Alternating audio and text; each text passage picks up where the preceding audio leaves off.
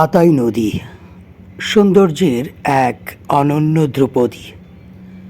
খুলনা জেলার দীঘলদ্বীপ, দিঘলিয়া এবং তেরোখাদার মধ্য হতে প্রবাহিত হয়ে গেছে।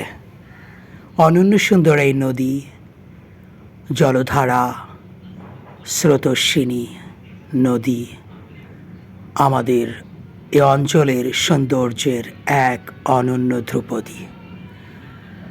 আতাই নদীতে পালতোলা নৌকা একসময় চলত সারি সারি।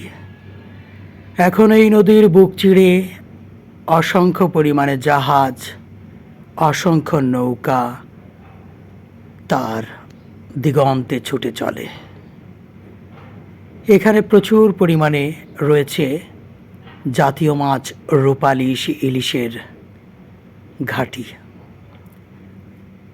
জেলেরা সানন্দে সেই মাছ ধরে চলে মনের আনন্দে। আতাই নদীর দুকুল ঘিরে সবুজ শ্যামল সুন্দর মনোরম প্রকৃতি আপনাকে সত্যি মুগ্ধ করবে। এখানে রয়েছে কাশফুল, স্রোতের জলধারা, সমস্ত দক্ষিণাঞ্চলের পানি এই নদী দিয়ে প্রবাহিত হয়ে সমুদ্রে পতিত হয় এবং লবণাক্ত জলের সময় লবণাক্ত পানির মাছ সহ পানিগুলো এ অঞ্চলে ছুটে আসে। অসংখ্য প্রজাতির মাছ এই নদীতে পাওয়া যায়। অসংখ্য জেলেরা এই মাছ ধরে তাদের জীবিকা নির্বাহ করে। সব সময় যে মাছ উঠবে সেটা নয়, একাধিক ফেলে রাখা জাল তুলে কখনো তারা অনেক মাছ পায়, কখনো হতাশ হয়, তবুও নিরাশ হয় না, আবারও ছুটে চলে পরবর্তী জালে। এখানকার জেলেদের জীবন খুবই সাধারণ। জেলেদের মাছ ধরার পাশাপাশি রয়েছে আরও অন্যান্য জীবিকা, তবে মাছ ধরাই তাদের প্রধান পেশা।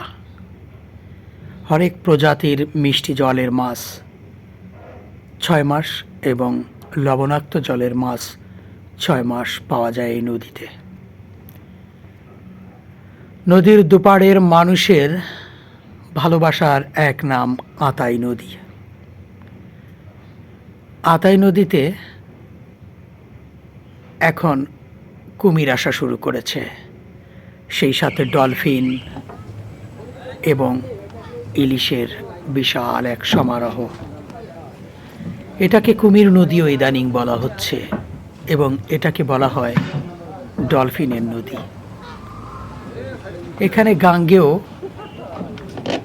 শুশুক ডলফিন পাওয়া যায়, গ্যাঙ্গেস রিভার ডলফিন। মানুষকে আনন্দ দেওয়ার আরেক নাম আতাই নদী, বিনোদনের প্রাণকেন্দ্র এই নদী। অত্র অঞ্চলের অনেক মানুষ এই নদীর পাড়ে এসে প্রশান্ত চিত্তে স্মরণ করে বাঁচাতে হবে এই নদী দখল ও দূষণ থেকে।